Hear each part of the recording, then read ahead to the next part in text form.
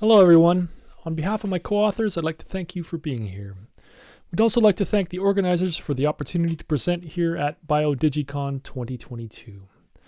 We've been talking a lot about TaxonWorks to many different people lately. We thought we'd keep it fresh and try something a little different today.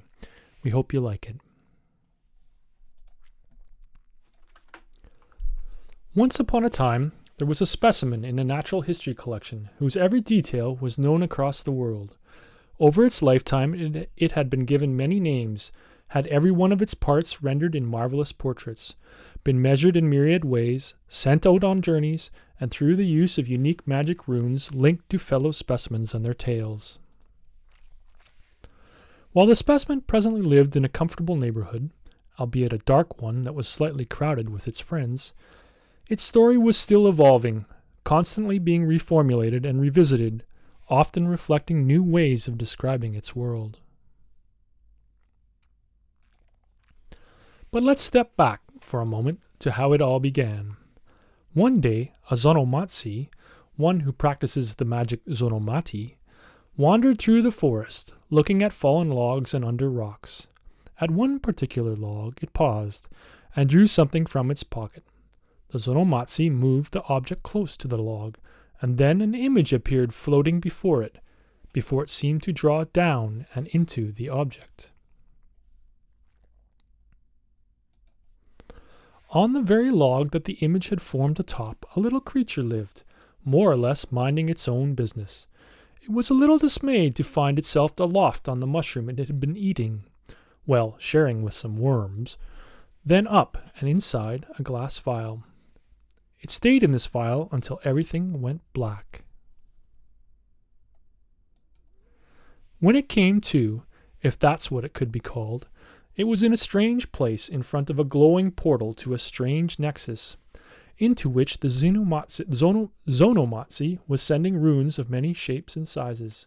Something had clearly happened to it, changing its nature, and while it had lost certain aspects, a new presence surrounded it.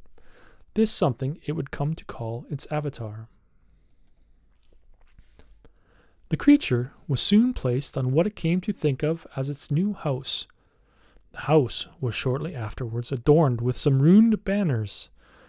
The creature would learn that these bore its temporary title and a tiny story describing the whereabouts of its past forest home.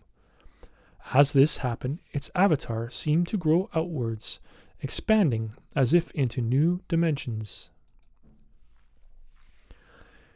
In the days that followed, the specimen felt the avatar continue to grow and expand, with new runes that seemed to relate to it and its original home.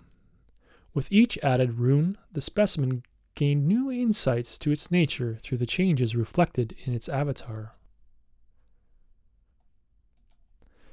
The xonomattsi and its colleagues, who added and refined the runes, now seemed to be tightly bound to the essence of the avatar, through different magical threads, each of which reflected the nature of their contribution to the avatar. Through this, the specimen felt its worth growing. So many had contributed to its story. Some time later, the specimen found itself plucked from its dark neighborhood and carefully placed into a chamber with some of its closest neighbors. The sounds around it grew muffled. For what seemed like days, the specimen remained, safe, but enclosed until the chamber was opened and the face of a different xonomattsi appeared overhead.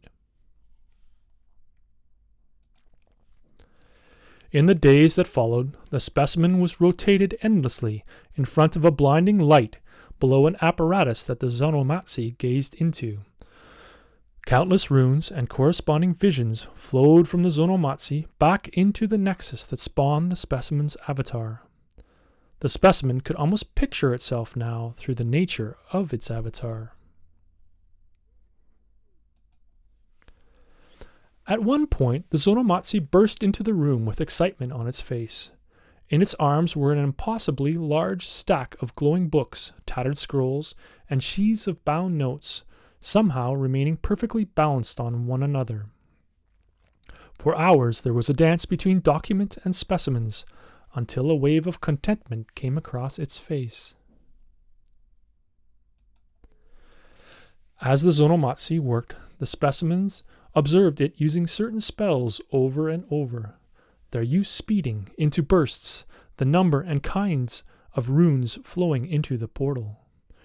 From time to time, new spells appeared. When this happened, the xonomattsi sometimes appeared confused, but with a little practice the confusion was replaced with excitement.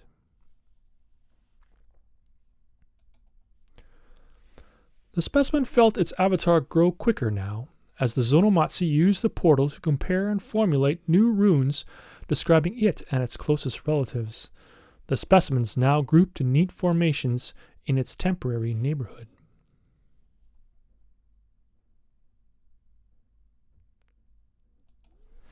The trip abroad was not without danger.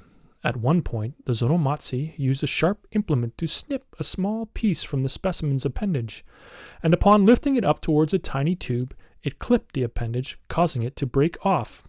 An angry bellow ensued, and the next minute saw the xonomattsi attaching the broken piece to the specimen's home.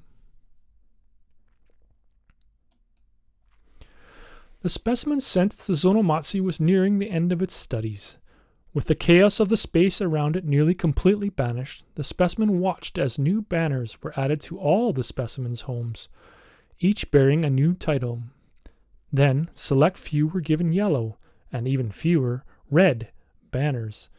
All the while, the avatar grew.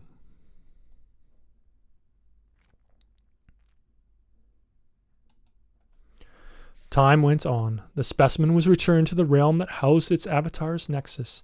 It found its way back, along with a few new friends, to its dark, dry, it never rained or even got wet, neighborhood.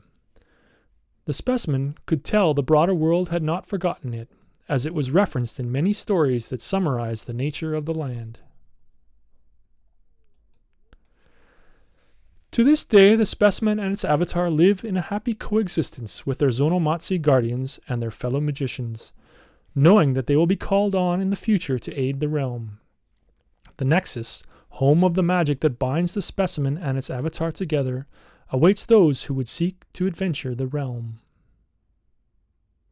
Thanks for your time. I look forward to your questions.